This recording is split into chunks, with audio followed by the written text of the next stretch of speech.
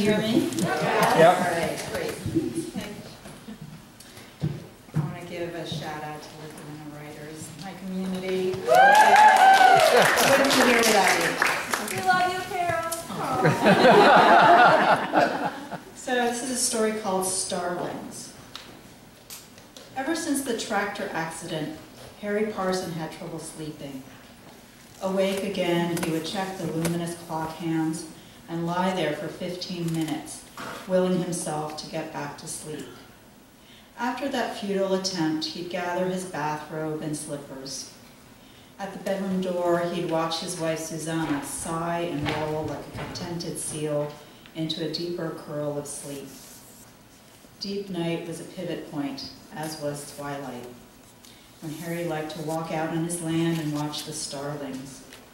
Thousands of black-purple galactic birds with sharp yellow beaks would swoop and swarm in unison. The massive bird cloud folded back in on itself, like Susanna's cake batter, or like eels flushed out into open water. These days, Harry's thoughts were unreliable, but as the sun moved to the western hills and the sky was pinking up, he could rest. Instead of getting more confused and agitated, he looked forward to twilight. When he saw the starlings in the shifting light, his thoughts spooled and ribboned out with a super clock. Information that had seemed so important to recall in the right order at the right time could now just flow and fly. He could catch a second wind. Now, in the middle of the night, Harry put the water on for bland herbal tea. Susanna had suggested it for calming. As the water heated, he lowered himself to the large rag rug in the living room and did a few simple stretches. Sometimes that and the tea made him pliable and sleepy enough for round 2 of rest. As he drank his tea, Harry had taken a drawing on the kitchen chalk slate where Susanna organized their daily life. The first night in the hushed kitchen, he imagined his wife wrapped in her dreams just above his head in the bedroom. He considered the many times he'd approached her reclining nude silhouette, the tender line of her body rising and falling like the hills to the far west of their land. He traced that line surely with the chalk on the slate, low on the board.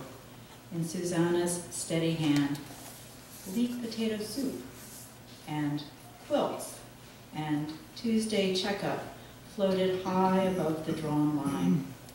Harry finished his tea and erased the line with a napkin. Back in bed next to his wife, who rubbed his feet with hers, Harry fell into gravity and sleep. Another night, Harry drew the curve of Susanna's cheek, barely sagging, and her still clear, sharp eye. He was pleased that his hands remembered line weight and shading, grateful that his eyes discerned shapes and negative space the way he'd learned so long ago. Harry told his neurologist that the old skill had suddenly come back, a harvest apple from his youth. Dr. Manning did not seem concerned, saying something about the visual cortex. He encouraged Harry to just enjoy exploring. So Harry did his chalk slate drawings and erased them after putting the tea mug in the kitchen sink. He wanted to leave Susanna's board as it was, for it served as command central for her projects, their life, and his recovery. But one night, with a swipe of the dish towel, he accidentally erased Susanna's writing too. There had only been 7 words there, but Harry had not taken note of them. In the morning, he confessed his night studio habit. Susanna just smiled, transferred her list from her perfectly crenellated brain to a small piece of paper, and went off to her errands. The next night, Harry was met with an array of sharpened pencils and good sketch paper.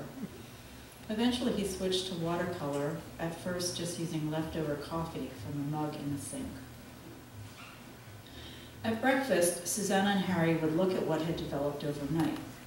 Harry grew fascinated by the simple implements of the kitchen, their useful scooping and spearing shapes.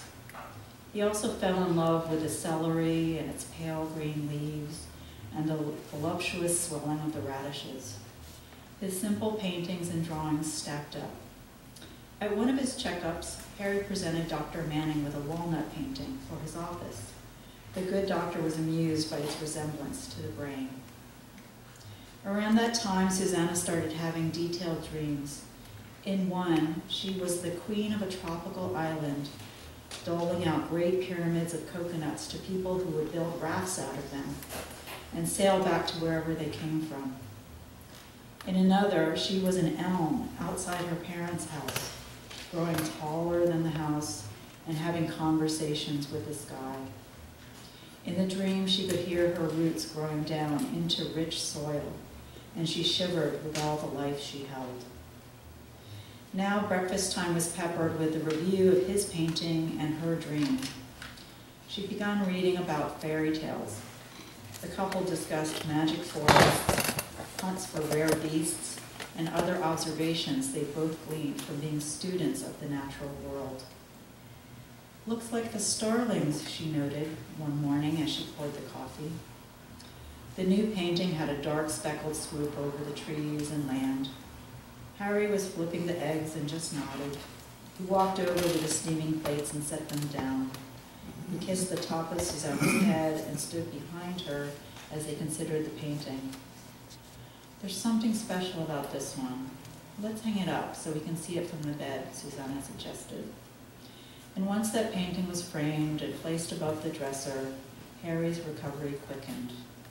At first light, he saw the painting and imagined himself and Susanna among the flock, wheeling and turning together without ever colliding, making tiny adjustments on instinct, and being carried through the changing shape of their wind-born world.